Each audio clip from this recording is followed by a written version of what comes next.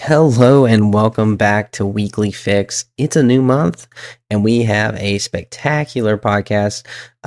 We just have both over the weekend saw Dune Part 2 and we're here to talk about all the things. Um, Jacob, how was your week?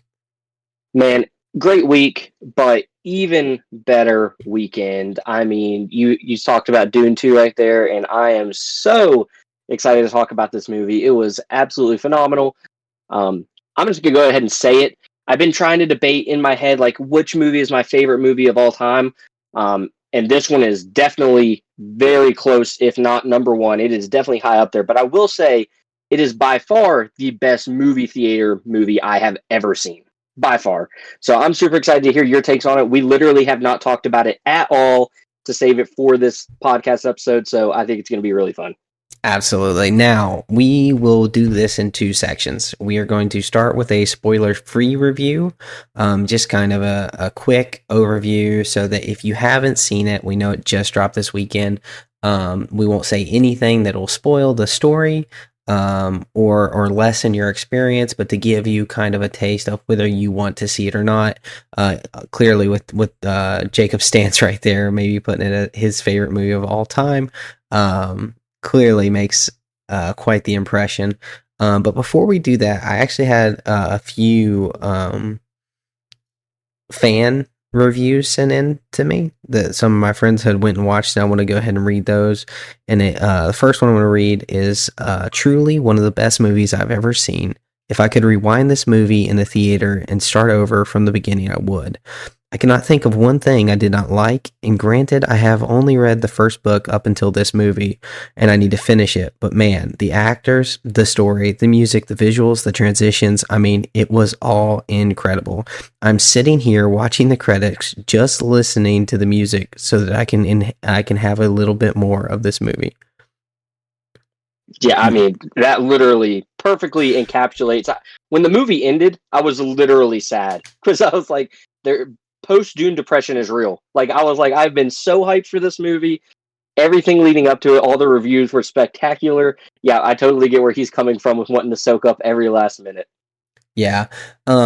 This one really did just take everything the first one promised, and then just exceeded every expectation I could have had for it.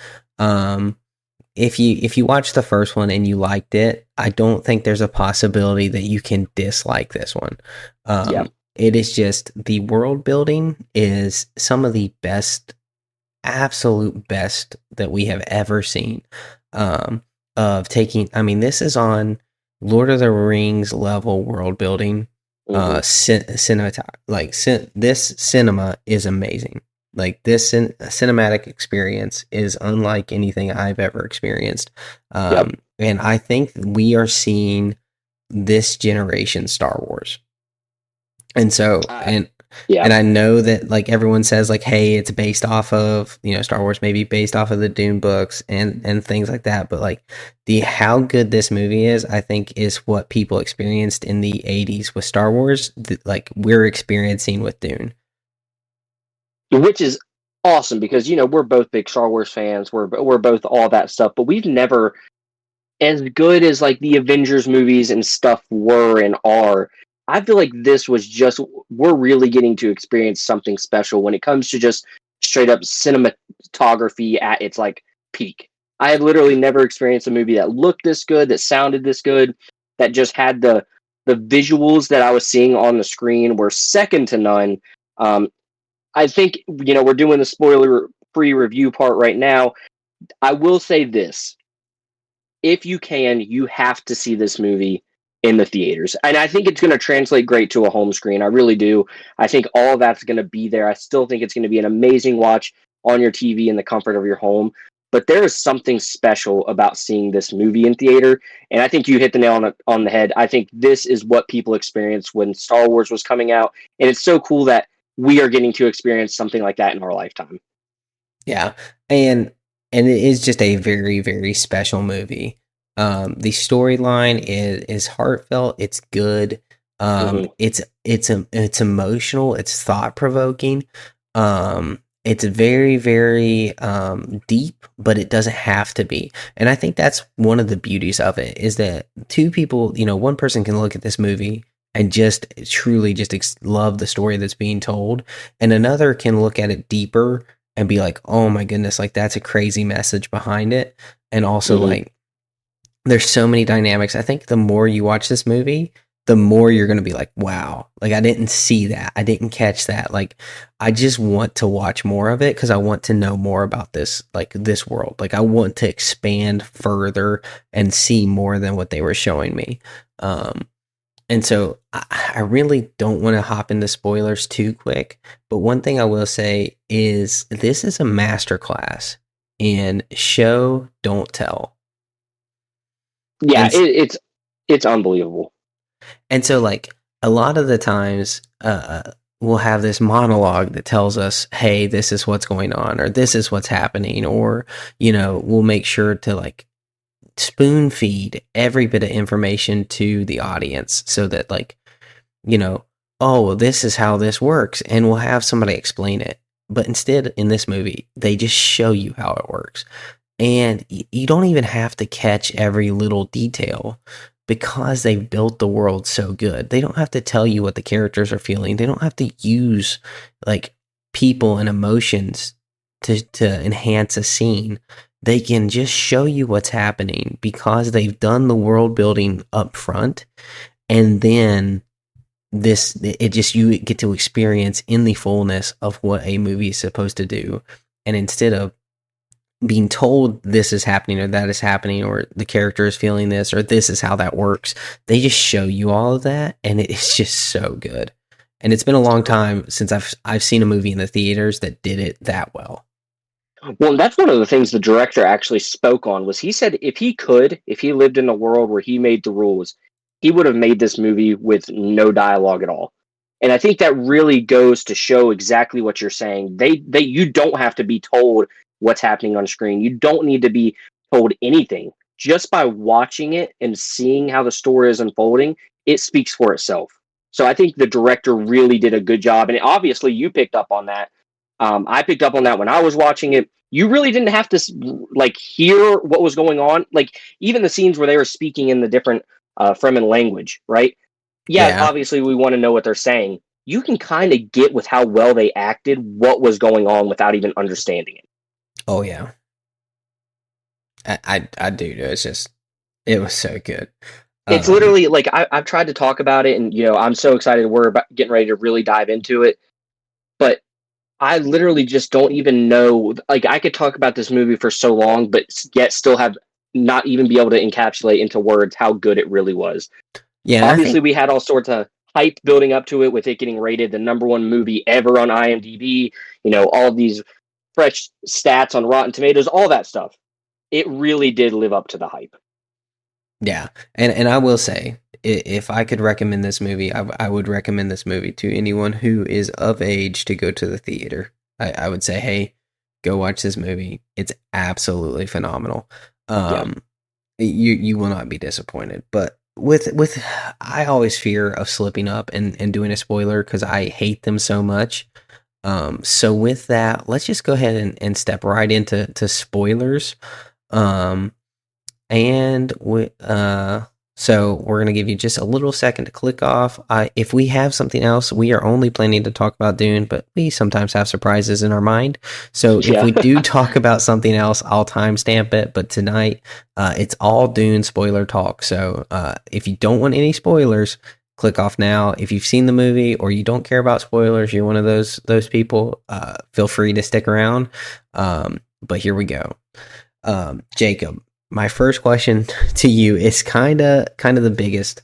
Um, is Paul Atreides a hero? Oh man, I was literally gonna pose the same question to you. And I think that is why this movie is so special. We see so much about, and they even talked about this. The director said he wanted to do this, where we have this stigma of what a hero is in our culture, right? We've had the Marvel movies, we have the Star Wars shows and the movies where we know what a hero is. This movie did such an amazing job with blurring those lines by the end of it. the whole movie you think he's trying to do what's right. He keeps telling Shawnee that he wants to do what's right. He's not going to get into this whole chosen one whole theory and this whole prophecy that's supposed to be fulfilled.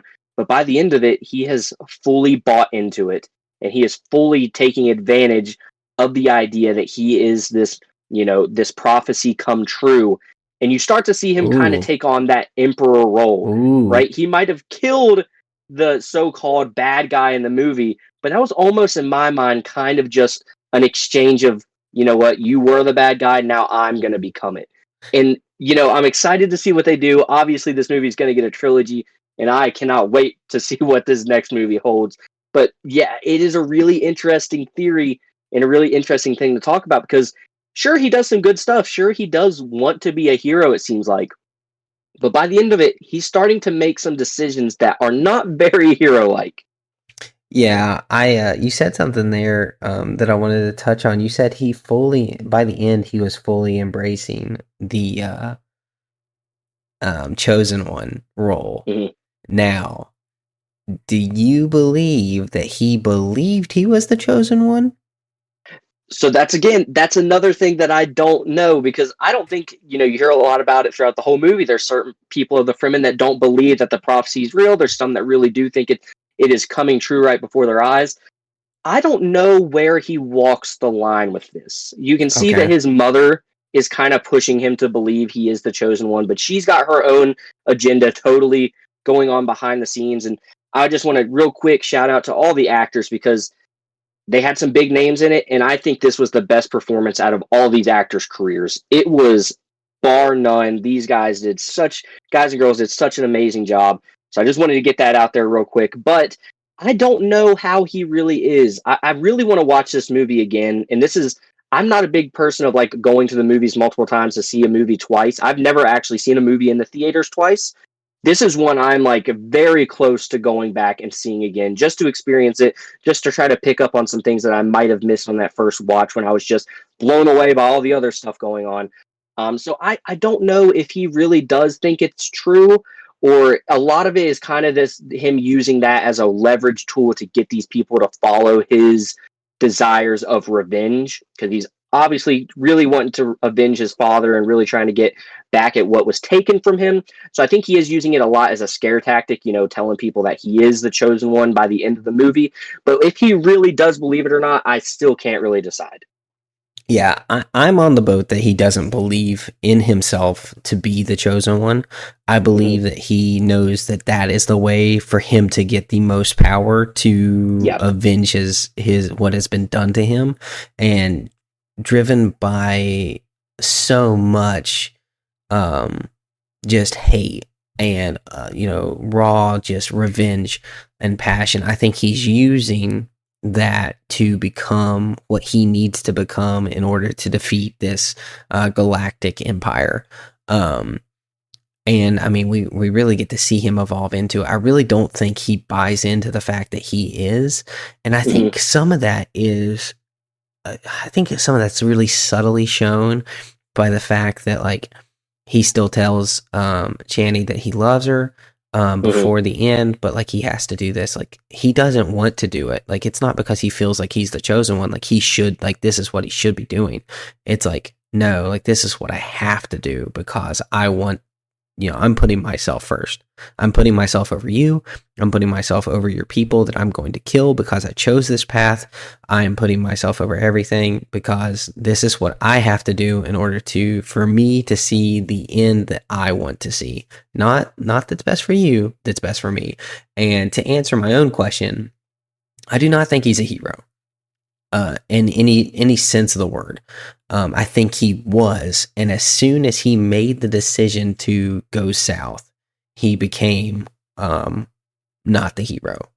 Yeah. I think this lies with you either die a hero or you live long enough to see yourself become the villain. I think that is 100%. exactly what that phrase is meant for. Is because he rose to a level that he was either going to die or he was going to become evil.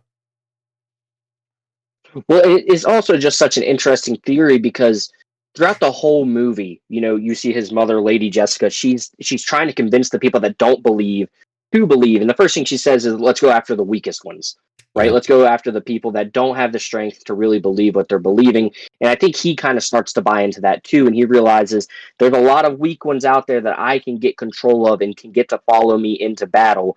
And so that's what I got to do. And you got to go with the fact that Shawnee calls it from the beginning that this is a way of her people being enslaved, is by believing that there is this prophecy out there, that there is this one person that's going to unite them all, la di da da. She kind of sees through it from the very beginning.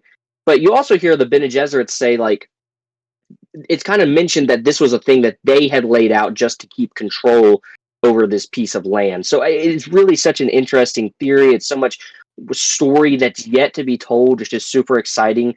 And I just don't think that they could have done a better job with leaving enough mystery for us to really be wanting more, but for us to also leave the movie theater feeling really satisfied with what we did get. Yeah, we see the culmination of the story on Dune in this is really, or on Arrakis. Like, we Yeah. see that culmination. Like, that storyline, I think, is almost complete, and we're going to see the branching out into this this galaxy, and we're starting the war, the Faith War, the Holy War. Yeah, they call it like basically a galactic civil war. Yes, and so I think we see the start of that. The threads that they weave throughout this thing with, even starting back. I can't get enough of this movie and how many threads, and I'm sure I missed so many. But I watched Dune 1 right before, the night before going to watch this, and his fight with Gurney back on his homeworld on Atreides, it is like the exact ending of the fight with Feyd-Rautha. Mm-hmm. Like, they tie it all the way back to his first training session that they show us with Gurney. They show him how he thought he won, but Gurney had already stabbed him in the gut. And it's exactly how this movie ended with him and Feyd-Rautha.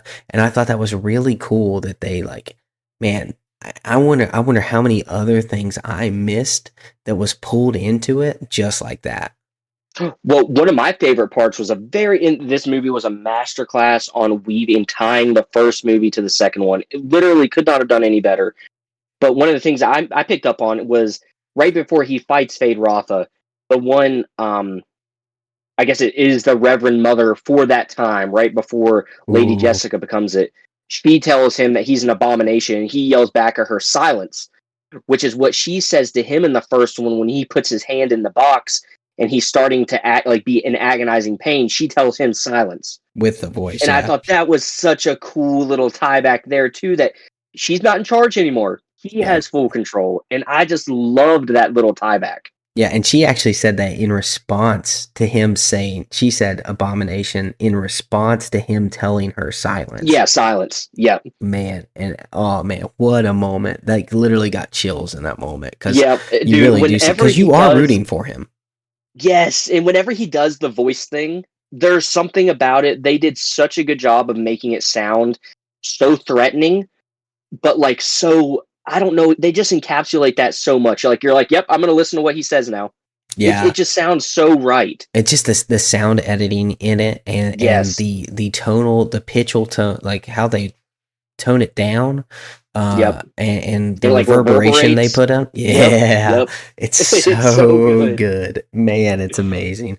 But so I wanted to touch on two moments specifically on that. We talked about earlier that the show don't tell. And one of my favorite things is, we've talked about it in the past in some of the shows we've watched, that I'm a real big guy of, I want to see what's going on. Like, I don't want to not be shown the things that I like to see. Mm-hmm. And so one of those things was like when they were riding the worm, right? We didn't see any of the training. They didn't do any of the build up to that. They didn't show us how it works. They didn't do any of that. But in his first initial ride, we see how everything works. We see, okay, you have to find the drum sand. You have to find it at the proper level so that the worm, moves away the dune so that you can get to the level of the dune as it flows away, so that you'll match the velocity, so that you won't be too high, you won't be too low. And that's all touch, feel, sound. Make sure that you feel that in tune with the worm. And then the hooks peel up the side of the worm, which is where the worm breathes. Yep. And they show that to like, that's how the mechanics of riding the worm work, is that these hooks pull up the breathing ports of the worm so that it can't submerge. And they didn't say any of that. But the fact that they showed it in such an amazing way in his first ride, it's so dramatic. And everything about that scene, no one's talking, but they are saying so much. And it is just such a masterclass in that. Well, I don't know if you knew this or not, but it might blow your mind. That actually was one thing that the director had to do on his own, because in the books, they actually do not ever tell you how they get on the worms. They just are able to Really? ride them. So he came up with all of that on his own as to give us a reason as to how they do it, rather than just having them do it like that was done in the books. He actually had to come up with that entire thing himself. Oh So that my. just hats off to the director for because he didn't have to do that. If the books didn't do it, he really has no reason that he needs to, but he felt the need to show people how it's done. And I think it's paying dividends. I mean, we're talking about it right now. Well, I mean, I would have been upset if they just said, "Hey, yeah, we just ride these worms," after showing the immense Right? fear, the immense fear that these creatures strike, the lack of control, and that you have to, like, they should go to painstakingly lengths to show you how Mm-hmm. you have to walk across the desert so that you Yep. don't trigger one. And then Yep. if you were just like, yeah, and sometimes we ride them, I would have been like, okay, like that would that would have literally knocked points off the movie for me. Yep. So the fact that they didn't do that is awesome. Yeah. It's so cool. I literally, I can't think of a single thing that this movie did wrong. It's really the first time I've ever felt this way about a movie, where I was so satisfied leaving the theater with the story I had just been told. Like I said, but I still wanted more. I was still deeply invested into what I had just watched. And it's just awesome that those little details, like how to ride the worm, that stuff like that, it's so cool that we actually just got to see it. Yeah. Man, this movie. Now, so I do have some negatives. They're brief, but we'll touch on them a little bit later. One of the negatives that our fans wrote in was that he did not like Christopher Walken as the Emperor. Yeah. How did you feel about that? So I didn't really mind it. I guess I really didn't even, this movie had such a star-studded cast. When I saw these characters on the screen, I had kind of even forgotten that it was the Emperor. When I started watching the movie, I was like, oh yeah, it's Christopher Walken.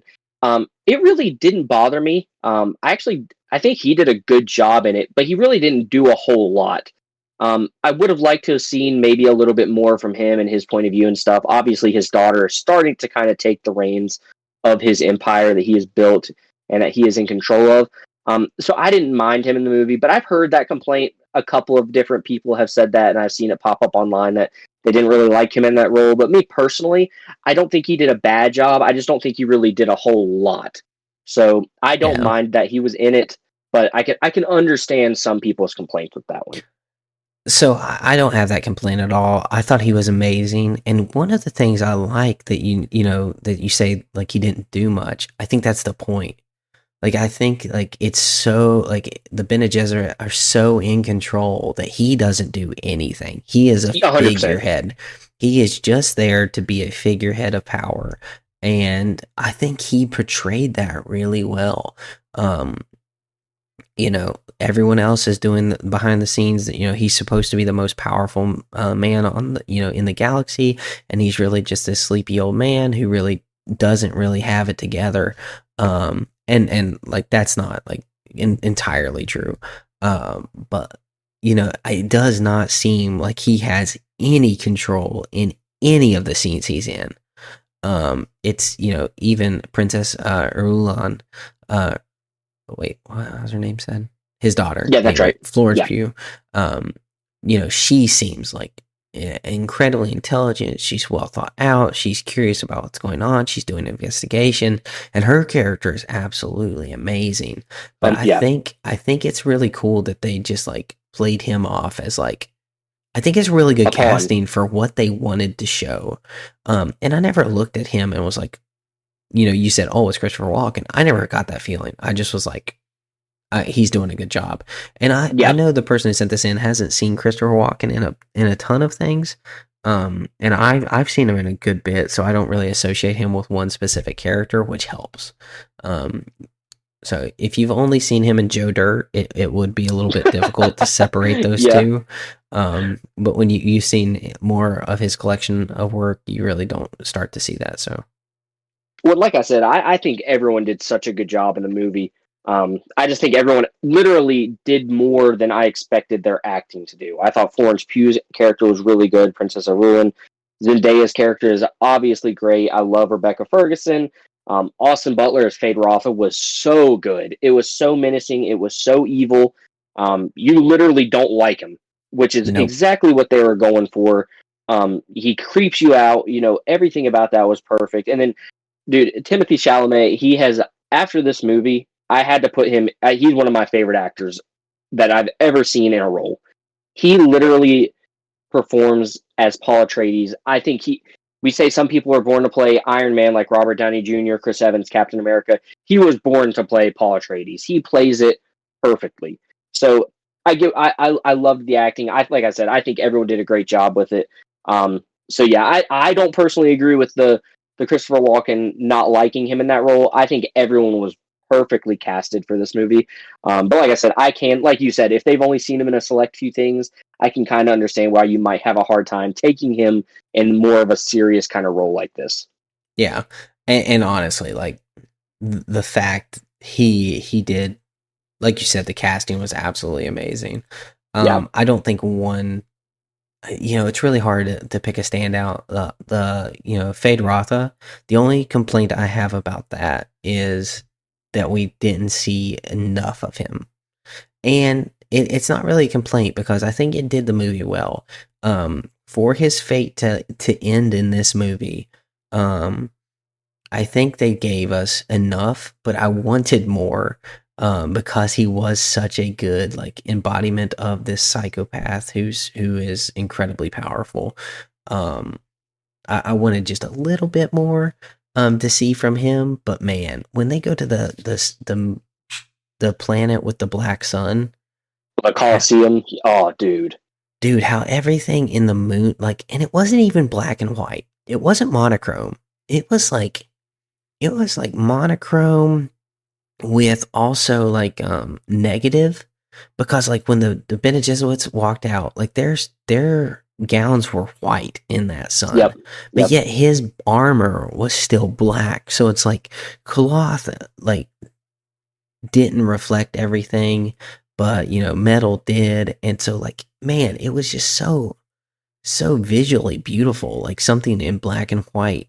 I've never seen it quite have that feel because it wasn't monochrome. It wasn't just black and white. It was like a um something else. And I was actually doing some research on it because I just love special effects and I love doing everything on it, like everything about it, how they do these shots because this movie looks so real.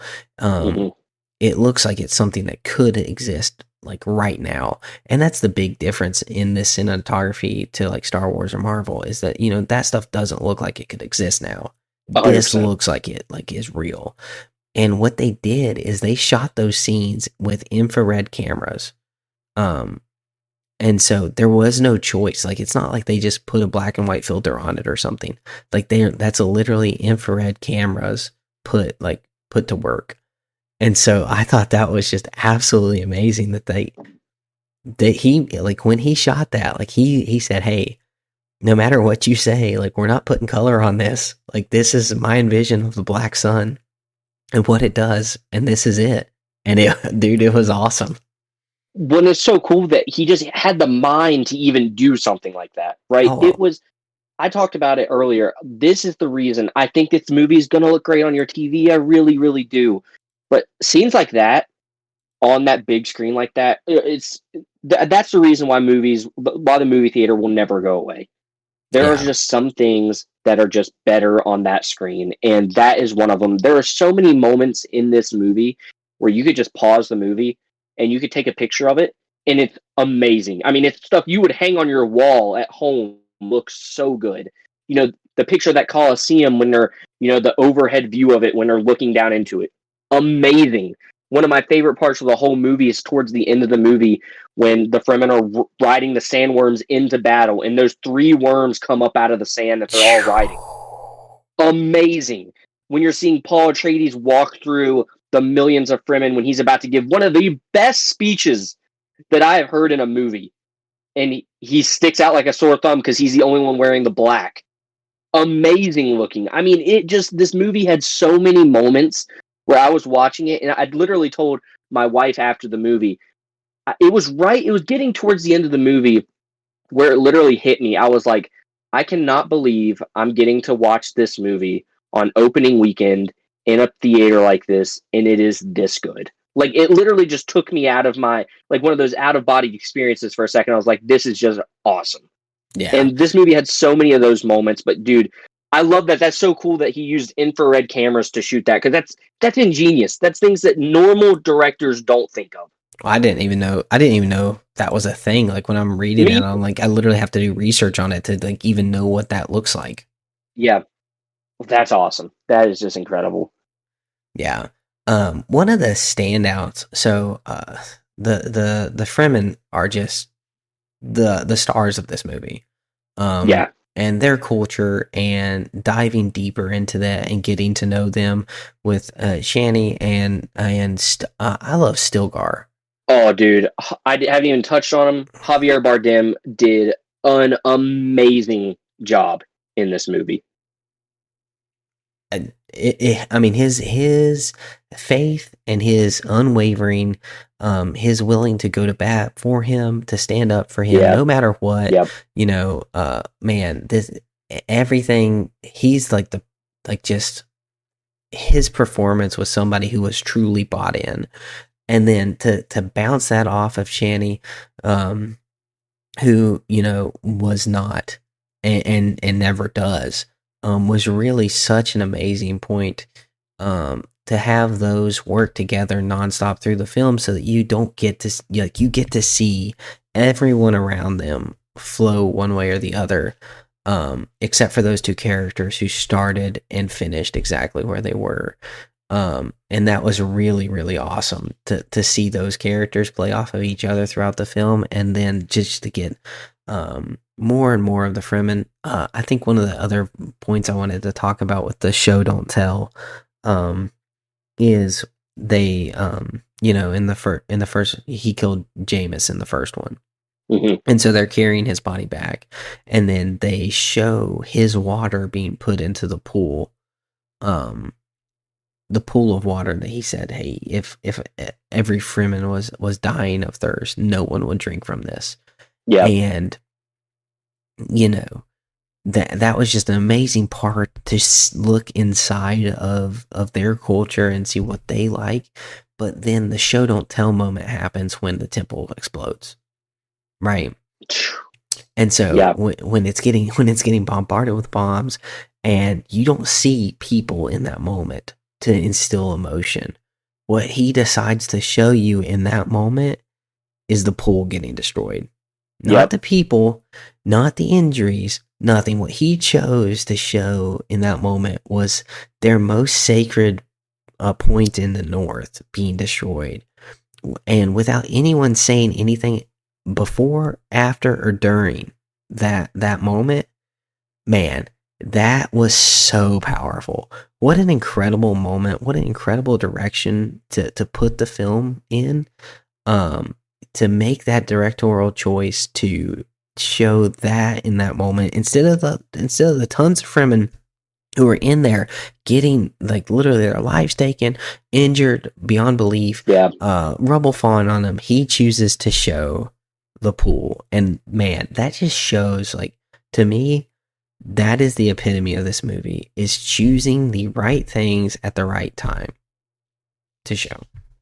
Oh, 100%. He understood his assignment with this movie. He knew what to do, and it doesn't feel like he wavered any. It looked like he had a vision from the very beginning, and he stuck with it, and it just paid off in an insane amount. And I love that you talked about, they really showed us how devoted they are to their culture. And you mentioned Stilgar. I mean, at the end of the movie, before he gives that awesome speech, Paul is not supposed to go in there and talk inside of that circle because he's not one of the leaders. Stilgar is ready to let him kill him so that he can take his place as a leader in the circle. I mean, that is such a cool moment of, he really does believe him. Then you hear Paul say, well, he's not going to lose one of his best men. And then the movie just takes off. And I heard so many times that people said, the first act is good, the second act is great, and then by the third act, you don't think it get any better, and it gets even better, and it 100% does. I love that, and one interesting thing that you said, and I wanted to ask you about is you mentioned that Stilgar is devoted the entire movie. He has unwavering faith to this prophecy and to Paul Atreides being the one that's going to fix everything and be the chosen one and all that. And Shawnee is always disagreeing with it. I mean, at the very beginning of the movie, she's laughing about it with her friends. But one interesting scene that I found was when he takes the water of life, when Paul does go there, and he's essentially dying. He's in that dormant stage. And Lady Jessica tells him that she has to be the one because her name even is a part of the prophecy of the desert spring. She is supposed to be the one that supplies him with water that brings him back. And even for a character that doesn't believe in that prophecy so much, she does it anyway. And it does end up being the thing that does wake him back up. And so that's going to be something I'm really interested to see in this next movie. Is clearly by the end of the movie, she is not a believer because she ends up just leaving. I mean, that's the last scene we get is her waiting for a worm so she can hop on that thing and get out of there. I do wonder if in this next movie, if she is going to start to come around to the idea that the prophecy is something she believes in because she did take part in it. I don't know if it'll be something she comes around to, but maybe something. And I mean, it's so funny that we're speculating about this, and it's literally in a book. But Right? like if anyone Well, who's read it is like telling us, but like I do know a few things the director did say he did veer away from the book a little bit. Like one of the things, and I think it's big points that he did go different directions with.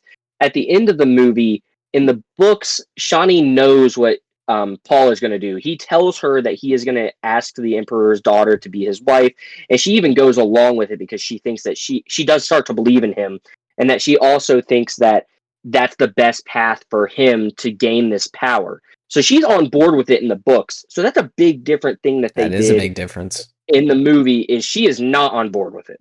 She's not on board with it, and I'm glad he changed that because really it is something that like she wouldn't be on board with it, No, from the way 100%. this story was told. Like in the tent when they're there, he says, "Hey, I'll love you as long as I live," and she says, "I'll love you as long as you don't change who you are." And Yep. she held true to that. Like I don't think she actually held true to that because I think she still does love him. She just doesn't love the choices he's making, and I think that's kind of what we'll see. I think we'll see her come back because she does love him. But just because you love somebody doesn't mean you have to be okay with what they're doing. Um, 100%.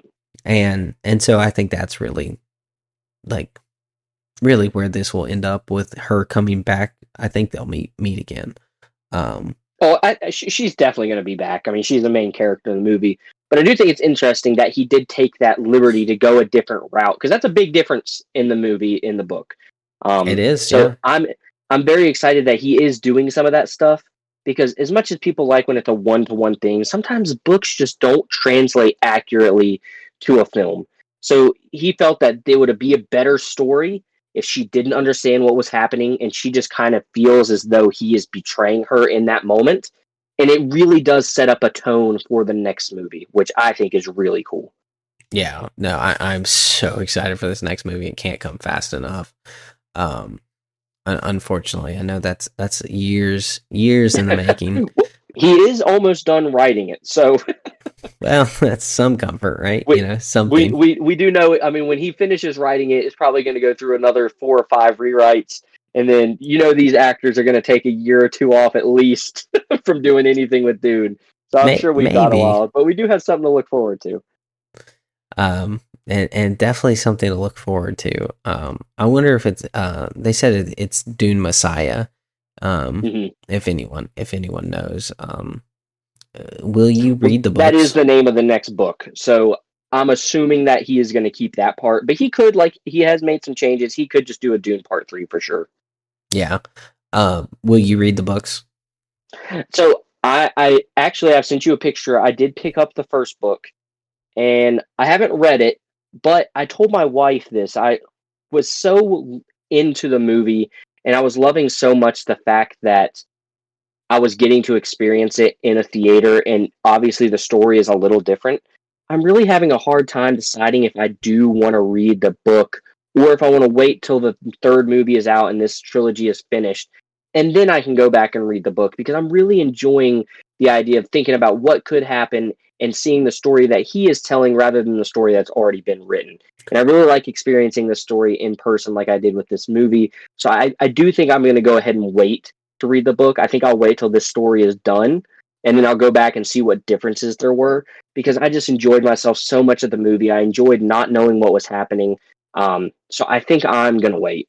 I think that's a great idea, and one of the I think I'm experiencing currently why that's such a good thing to do is um the last Airbender, right? It's kind of the same thing. Like, hey, like because I know the source material, the what I've been given is just subpar.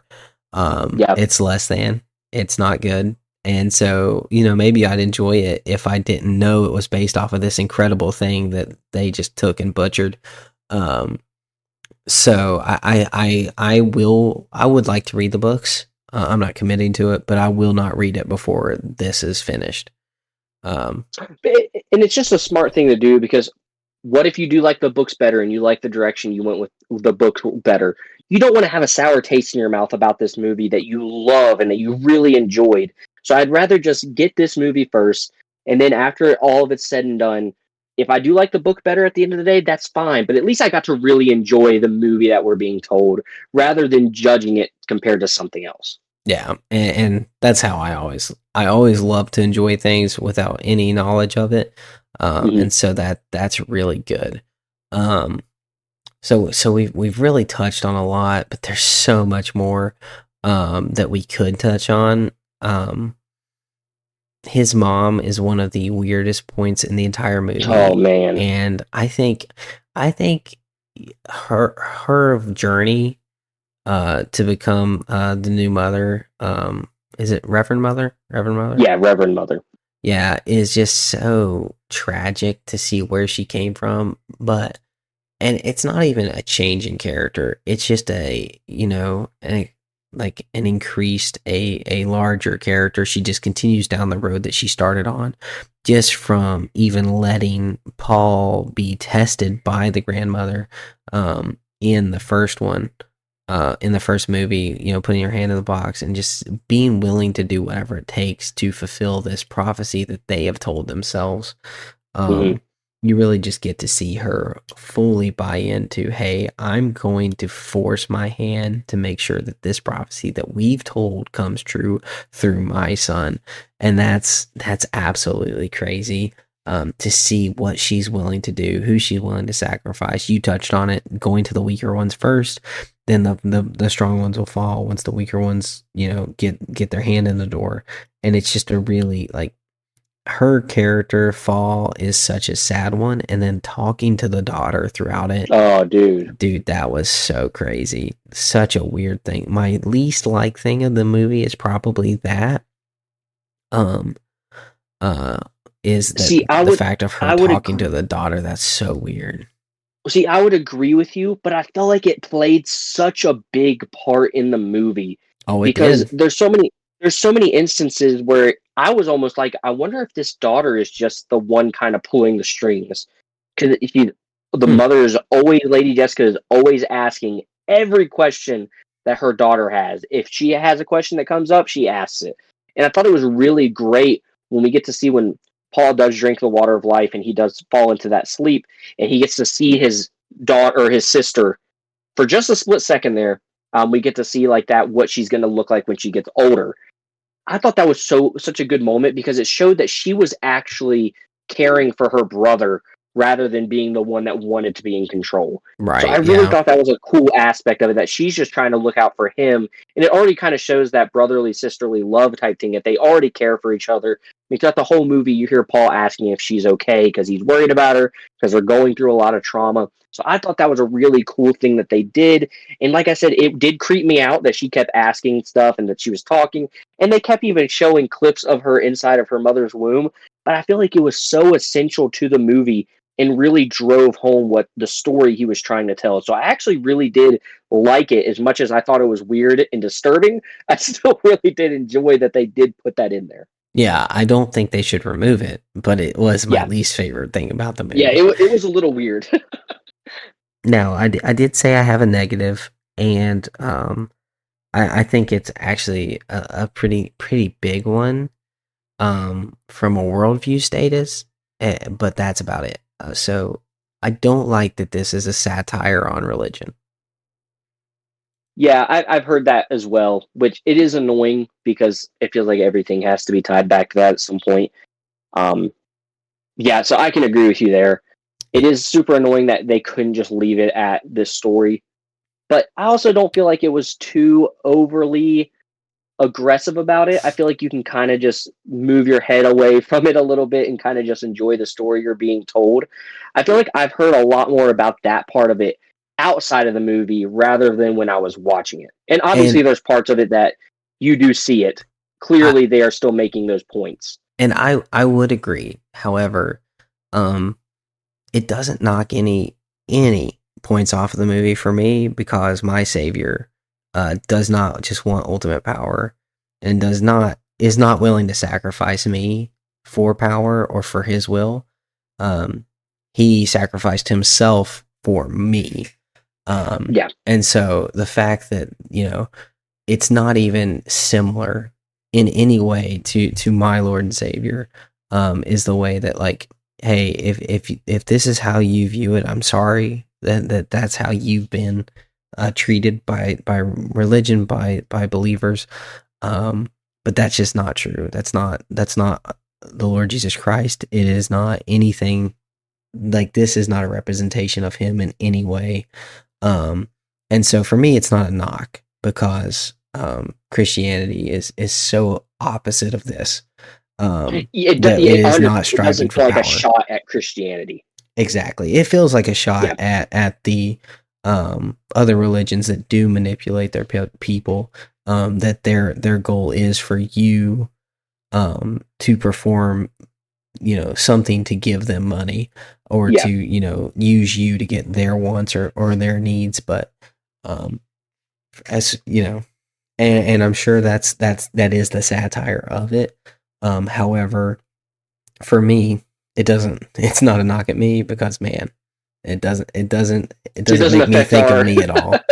exactly. It does make me sad for those who can relate to this because they've been hurt by it before, and that does make me sad.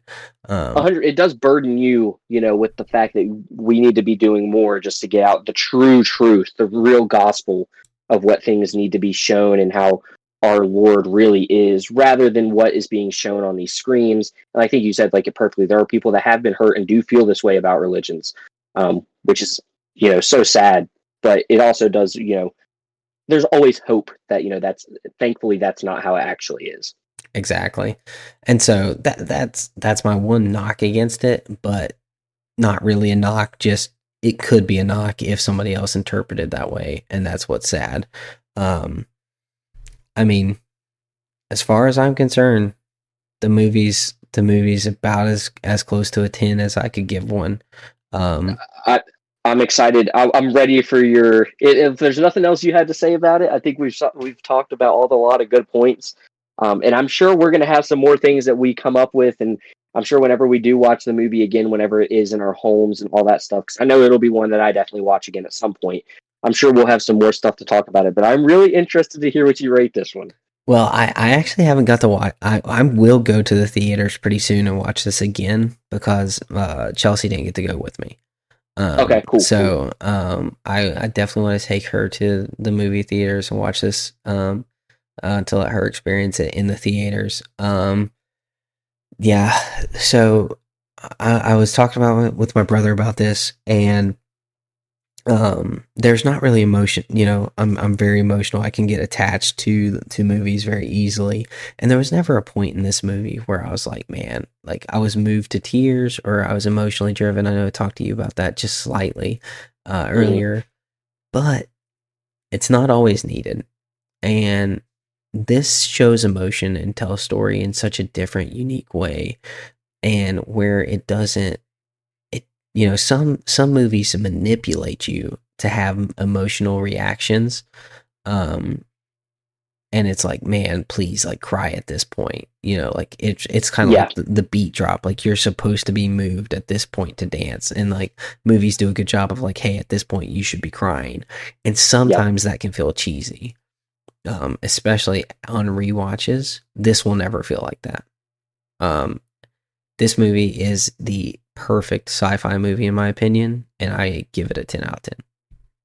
Wow. So we're gonna be giving both of us are gonna be giving out our first 10 out of 10s ever on the podcast because it's that good. It literally, like you said, I get that whole aspect of you do wish there was a moment that it did move you to tears without making you. I understand all that thing, but like you said, not every movie needs to do that. Well, and And I this I movie is don't wish this one did. On well, yeah, on and on really thinking about it, like, because I was like, I'm really like, I don't like giving out 10 out of 10s because mhm. I feel like it's almost It's hard to be inappropriate perfect. because it's hard to be Yeah, perfect. Um, and so like I don't want to give out 10 out of 10s just willy nilly because if you just love everything, then the rating really doesn't have any water. And exactly. so There's I no weight to it. Exactly. And I ignore 5 out of 5s and 1 out of 1s when I'm looking at products because they're not real reviews. Because they didn't actually think about it critically. They didn't actually like tell me what was good about it, what was bad about it. Mhm. But I mean, there's nothing in this movie that I can say, movie wise, that take an entire point off of it. That I can't do it. It's so good. And the acting, I know we touched about it, Oh. but I mean, I think it's because I just watched the Avatar, but like the acting in Avatar was so bad. To Right. come to this, to go from that to this, just really like everyone, and you said it, gave their best performance. Stellan Skarsgård as the Oh, Baron, dude. it absolutely incredible. Florence Pugh, really like in the limited amount of screen time that she had, and it is limited, is just like perfection on screen. Yep. Um, and then Rebecca Ferguson as the mother is this eerie, creepy, devout, power hungry mother with still being caring. Um, and you talked about Javier Bardem, man, incredible. And then Zendaya and Timothy Chalamet. They Those steal the show. two, those two are the actors of their generation. Yep. Um, you know, I've said, I think I said it before in the podcast, but Tom Holland is the poor man's Timothy Chalamet, and man, he really shows it in this. Man, that's so sad too because Tom Holland is such a great actor, but it's just true. Exactly. I He's mean, just he's Timothy just a step Chalamet, down. he is just, like I told you, he has become one of my favorite actors ever in a role. It is just incredible what he does. Um, you know, this movie, like I said, I'm giving it a 10 out of 10 as well. It is just awesome. When I'm rating movies and trying to come up with a scale of what I'm going to rate something, I always ask myself, what would I change? Is there Yep. something in the movie that I didn't like that I wish they wouldn't have put in there, or I wish they would have put in there? And there has literally not been a single time that I've been thinking about this movie since I saw it. And this, I told you the other day, you said you really like to think about movies, and I was like, well, I only think about the good ones. And I was like, the Marvels was good, but I haven't thought about it since we watched it. So this is one of those movies that has just it's been in my mind since I saw it. And I keep thinking, do I like that scene? Oh yeah, I love that scene. Would I change anything about it? Nope, I can't think of anything. And if I can't change something about a movie or wish something was there or wasn't, I can't not give it a 10 out of 10. And it is just perfect. That, like you said, the acting awesome. It's just the cinematography is second to none. It is by far the most visually stunning movie I have ever seen. And that's even comparing it with, like you said, it's on the level of the Lord of the Rings. It's on the level of all of these amazing movies that we've seen in our lives. It's just right there, if not a step above. So I I absolutely loved it. Yeah, I mean, if this doesn't get multiple Oscars, I mean, I know Dune Part One got 6 Oscars, Hmm. and all of This one them should get for more. sound editing, but they didn't get any Oscars for acting. Yeah, this one Um, should. this one should get one for acting at least, I mean, and definitely I don't. sound editing. Yeah. Man, Oh, the 100%. the moments that they chose to go quiet, you got Hans Zimmer just Dude. literally destroying the score. And in the Yep. climax fight, there is no sound. Yep. Dude, it's perfect. That's something we didn't even touch on, was how good the fight was. Oh, And so good. it was so well choreographed. It was so cool. I love the banter between them. And one of the things I told my wife when we left the movie that I love that they did, which it's easy to forget about when you're doing movies and stuff of this scale. When he does go into the Emperor's room for the very first time, right before he kills Baron Harkonnen, the Emperor's guards go out there to meet them because they're going to try to stop them as if they had any chance. When he comes into that room, he is covered in blood. Oh yeah. And I thought that was they didn't forget to put that in there. It wasn't, an afterthought. They made sure that he is covered in that blood. And then again in that fight, when he gets hit in the head, he's bleeding. The same with Fade Rotha. When he gets hit, they're actually bleeding. And I thought that was so cool. The fight was one of the best fights I've ever seen. It was just so good. Yeah, this movie, it is probably as close to a perfect movie as you can get. Yeah. And and that's what I rated it. What I rated it. No one got Yep. slighted. Everyone got their moment to finish. Even where his fight with Feyrin was, or Feyrotha was incredible. But we also get to see Gurney, get his Yes. moment, and it's not, they don't put too, like, they don't draw that one out either. They really just show, they've shown Beast Robin, Rebane, um, be a coward several times and not be good throughout the movie, and then to this Mm. last moment where Gurney just walks up and murks the kid. Um, I mean, such an awesome Oh, moment, dude. and like just on it, they never stray from the vision.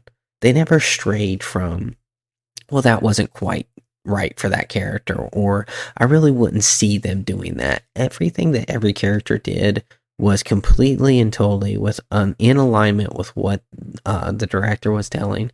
Um, Props off to Denis Villeneuve. Man, incredible. So that's all I got to say about it. I mean, I could go on for an hour and a half, but I mean, dude, I'm literally thinking like there's just so much we didn't even get to touch on. Like I love the scene where when he does meet up with Gurney takes him to his family's atomic warehouse. Like they have all these atomic oh bombs in my, there. Such a cool scene. We didn't even touch on Gurney. What a good character. His acting was amazing. Um oh dude, yeah, like I said, I'm just sitting here and I keep coming up with scenes that we didn't even get to talk about. But yeah, just go, and if you have the opportunity, go and see this movie in the theaters. You won't be disappointed. I literally have not heard a bad thing about the movie. Um, oh, it's perfect. it's so good. Yeah, and now that we've hyped it up so much, you'll be disappointed. But I mean, I had this movie hyped up as much as I could have a movie hyped up for me, Yeah. and I was, I went in looking for criticism and just walked out awe inspired of how good Yep. it was. I was so worried walking into that theater. I was like, I hope this just wasn't one of those publicity stunts to get people to come see this. And Ooh, it was not. It nah, was nah. not. It was literally everything that everyone said it was. And that's just such a good feeling to actually feel like you got what you deserved. And it was so good. But hey, the movies are back, baby. They are. Oh man, we got a good year ahead of us. We still got Deadpool and Wolverine coming. Yeah, You couldn't have started it off any better than with Dune 2. It's literally an all-time movie. yeah. A good Yeah, bounce back we're from in for a Madam Web. special year. Yeah, I saw someone said They said we had the worst movie ever released one week, and the next week we had the best movie ever released, and they said the movies are back. That's So, yeah, after the man. 1 week downtime.